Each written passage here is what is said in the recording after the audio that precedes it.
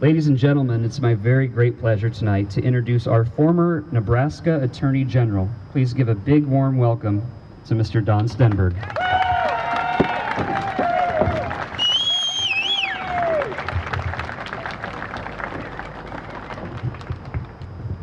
Well, thank you very much, Jeremy. Thank you for coming out tonight, and thank you for inviting me to visit with you.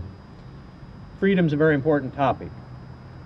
As we stand here tonight, our freedom is threatened by Islamic terrorists, by the government of the United States, and by the Nebraska Democratic Party. A little over 9 years ago, Islamic terrorists attacked America. The attack of September 11 was an attack on freedom. It was an attack on freedom of religion by religious extremists. It was an attack on freedom for women by men who would deny women any rights and even an education. It was an attack on democracy by men who demand an Islamic dictator. And it was an attack on our right to life as individuals and as a nation by men who shout death to America.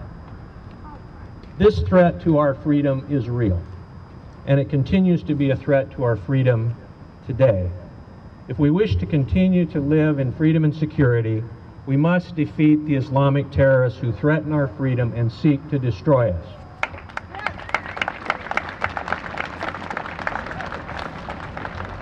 As General Douglas MacArthur said, there is no substitute for victory. During the election in 2008, some black thugs intimidated white voters at a polling place. The professionals in the United States Department of Justice charged those thugs with a violation of the civil rights of those voters. But the politicians in the Obama Justice Department dismissed the case. By condoning voter intimidation, the Obama administration threatens our freedom, but we shall overcome.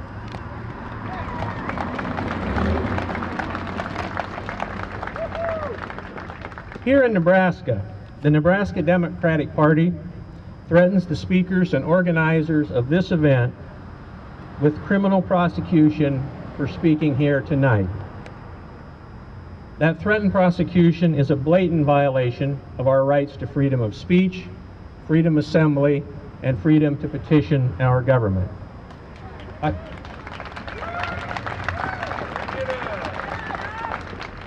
I take this threat very seriously, but I will not be intimidated into giving up my freedom of speech by these threats from the Nebraska Democratic Party.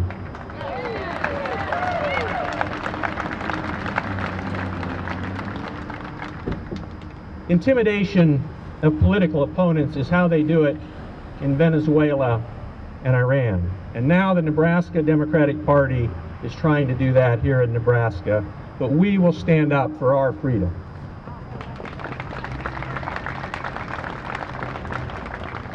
And what is the source of our freedom? Is the source of our freedom a benevolent government?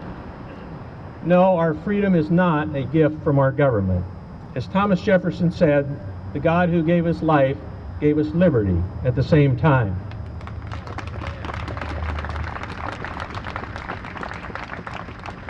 And the Declaration of Independence tells us that the source of our freedom is our Creator. The Declaration of Independence says that we hold these truths to be self-evident, that all men are created equal, that they are endowed by their Creator with certain unalienable rights. Among these are life, liberty, and the pursuit of happiness. To secure these rights, governments are instituted among men, deriving their just powers from the consent of the governed. And then the Declaration says this, that when any form of government becomes destructive of these ends, it is the right of the people to alter or abolish it. Ladies and gentlemen, our own government has become destructive of our liberty. So the time has come to do what the Declaration of Independence tells us to do when the government becomes destructive of our liberty. We must alter that, and we can do that on November 2nd.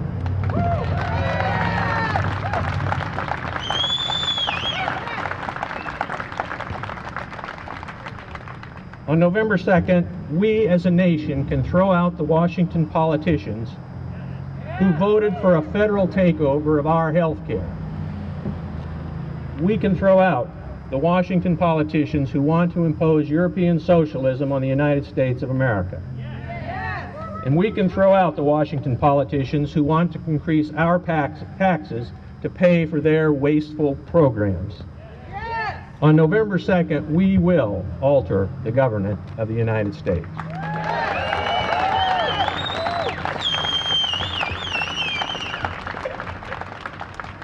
There are two competing ideas about the American people. The idea of the elites is that most people are ignorant, uninformed haters who must be controlled by a central government and who are incapable of making good decisions for themselves or for their families. Because of this belief, the elites impose national health care on us and tell us that it's for our own good. They take money from those who earned it to give it to those who did not. They want to be able to tell you what car to drive and what food you can eat. And the elites will decide in the future who gets medical care and who does not. And the elites will tell you it's all for your own good, you poor ignorant people. We're here to take care of you. My friends, this is not freedom, this is tyranny. As a free people, we will decide when it's in our own best interest.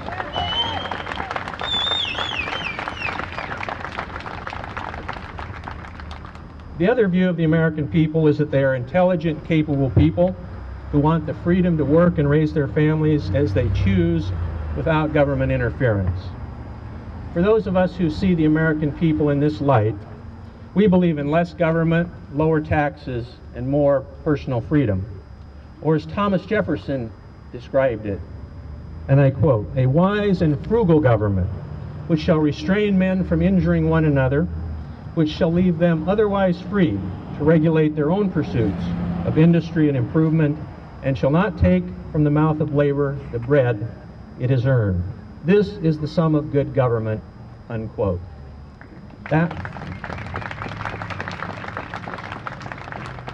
That is the way Thomas Jefferson described good government. That is the government that we want for ourselves, for our children, and for our children's children. I do not trust the elites. I don't want them running my life for me, and I don't want them running yours for you. Like you here today, I believe in the people. I believe in the goodness of our people. I believe in the greatness of our nation. And I believe that the United States is a nation that we should all be proud of. In 1936, the Olympic Games were held in Germany. Adolf Hitler was in power and attended the opening ceremonies. And the Olympic teams of every nation were instructed that when they passed by the Führer's viewing box, that they should dip their nation's flag in deference to Adolf Hitler. And so one by one, the Olympic teams of the nations of the world paraded by Adolf Hitler, dipping their flags to the Führer. And then came the American team and the American flag. Now the American team believed that America and the American flag should never bow to a foreign dictator.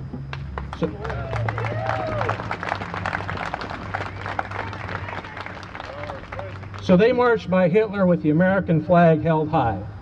Hitler was furious, as dictators always are when free men and women refuse to bow down to them.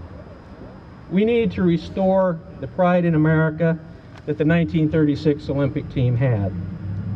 Never again should a president of the United States bow to a foreign dictator.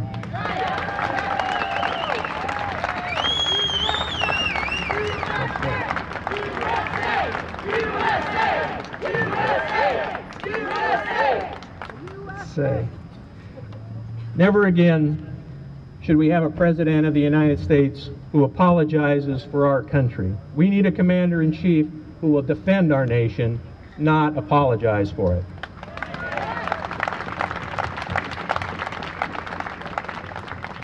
And what do we need to do to restore America's greatness? I believe that it begins with faith. The Bible tells us what is needed to restore a nation, and it's written in 2 Chronicles 7:14, that if my people who are called by my name will humble themselves and pray and seek my face and turn from the wicked ways, then I will hear from heaven, and I will forgive their sin, and I will heal their land. Restoring our nation must begin with earnest prayer.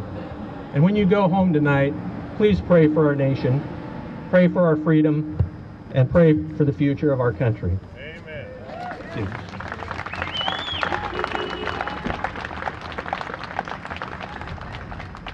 But it is not enough to pray.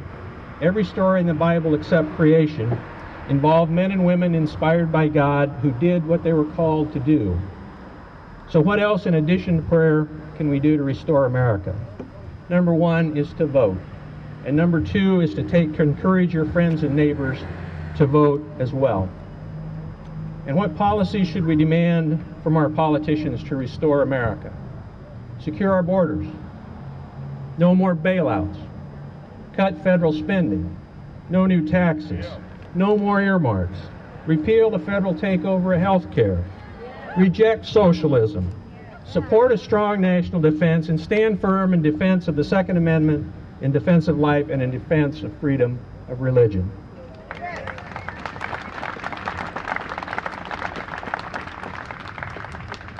Do these things and more, and we will restore America. Freedom is not free. Uncounted thousands have given their lives for freedom, for our nation, for over 200 years, and I thank those here tonight for their service to our nation, who did serve in the United States Armed Forces. We owe you enormous debt of gratitude. Thank you.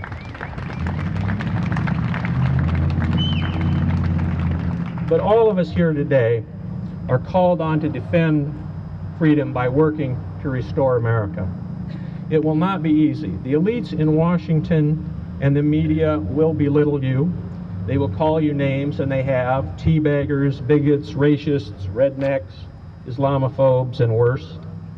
The forces of big government and socialism are very strong.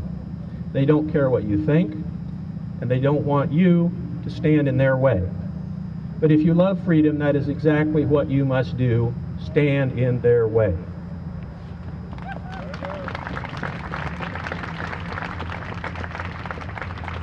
The fight for freedom does not always involve guns and wars. Often it is a clash of ideas. Often freedom is lost little by little because it seems easier to go along than to fight for what's right. How important is your freedom to you? Would you risk your life for freedom? Would you risk your business or your income for freedom? Would you risk being prosecuted at the instigation of the Nebraska Democratic Party for giving a speech about freedom? Here's what Teddy Roosevelt said: "It is not the critic who counts, not the man who points out how the strong man stumbles, or where the doer of deeds could have done them better. The credit belongs to the man who is actually in the arena, whose face is marred by dust and sweat and blood, who strives valiantly, who spends himself in a worthy cause." Which are you, the man in the arena or the critic? I believe that you would not be here tonight if you did not choose to be the man or woman in the arena. And if that is so, let us go forward boldly, asking for God's help, loving freedom, defending freedom, remembering those who gave their lives for our freedom, loving our country, changing our government, so that our posterity will say of us that when the challenge came, we had the courage to defend our freedom and to restore our nation. May God bless you, and may He be with you as we work together to restore our nation and defend our freedom. Thank you very much.